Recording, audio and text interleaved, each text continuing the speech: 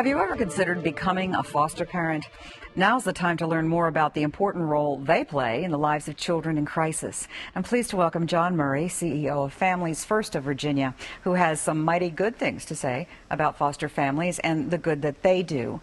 Welcome to the show, John. Thank you. You were with us to talk about grandparents raising grandchildren. You really are involved in a lot of things and have a wealth of information to share with folks about that role, and foster parents are certainly another very important one. Definitely. I mean, if you look now, there's 3.1 million cases of child abuse reported every year in this country. Out of that 3.1 million, there are over 6 million children involved in those calls.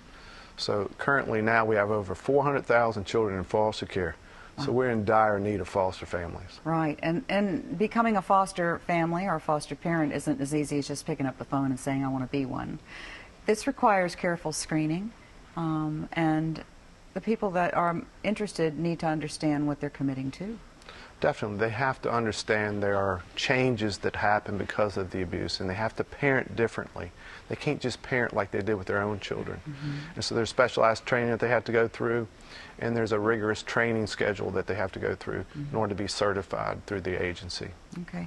Now, the foster parents, there are different types of foster parenting. I mean, we can talk about respite care versus being a full-time foster parent, but there are also levels of training that may be required, different levels required, depending on the circumstances surrounding the child being brought into the system.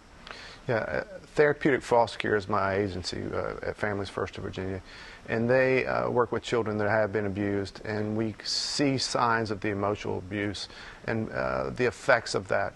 So they're looking for specialized families to work with them and to better understand the effects of those abuse. That's very intensive training, I would imagine. It is, but it's rewarding for them as well as it is for the children. And being able to put that into practice, I imagine, and being able to see results is an important part of it. Yeah. When I first started in foster care a long time ago, I was just trying to figure out foster families. And there was a gentleman that I was going to see in Suffolk, and he said, come ride with me while I pick up my son. So we're riding in the car, and he pulls the car off to the side of the road, and he says, I got to thank you. I said, well, I'm just riding with you. He said, well, no, you have to understand. I came to help children, but what happened for me is I'm a better father, I'm a better husband. He said, John, as an adult, I'm a better citizen for this community. I understand what's going on in my community, and I'm connected with it. And so after 25 years of me being involved in this, I see miracles happen every single day.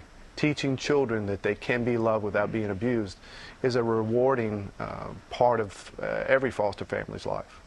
And and the point that this gentleman had made too, it just made him so much more aware of all those people around him that were in some way connected, or that they were connected to him. Being a father, not a foster father, but a father, also was a part of that whole education and awareness that he obtained by doing what he did. Definitely. Yeah. I mean, there are so many different rewarding aspects of being a foster parent. And if you just look at those children, before they can go home, to teach them that they can be loved without being abused. My first foster child I ever worked with had 17 homes in a year before coming to my agency. And working with him, he did not believe that he could live in a home and not be abused. And the testing that he would do through acting out or having difficulty in the community was just test to see, do people care, and how much do they care? What are they willing to put up with? And these families stand up and they show that they're willing to take those tests and show these children that they are still valuable. Just because they've been abused doesn't mean they're less valuable. It takes a lot of commitment to work with a child who has been dealing with past trauma and issues of attachment and everything else that comes along with territory. That children do benefit, but they do get that benefit from the community in general. I mean, this is about, it's not about hiring somebody necessarily. This is about people who want to be involved in what's going on. So people who might be interested in it, I mean, you certainly have good things to say about the folks who commit to this. what other things could you say that might convince somebody to at least consider? Just consider what you have to offer. There's many different levels that you could be involved in short-term placements until children can go back home. You could be involved in long-term placements until children can be adopted. Everybody has something to offer. All these children, they need to understand that adults can care for them without pain and abuse being involved in relationship. If you look at the #1 factor in the healing aspect of children's abuse, it's only in relationship can they heal.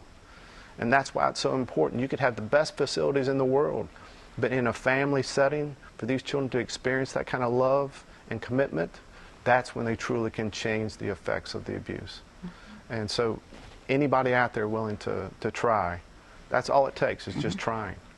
Learning to trust, which is a really very delicate and fragile thing, is so important for all of us, but certainly for these kids.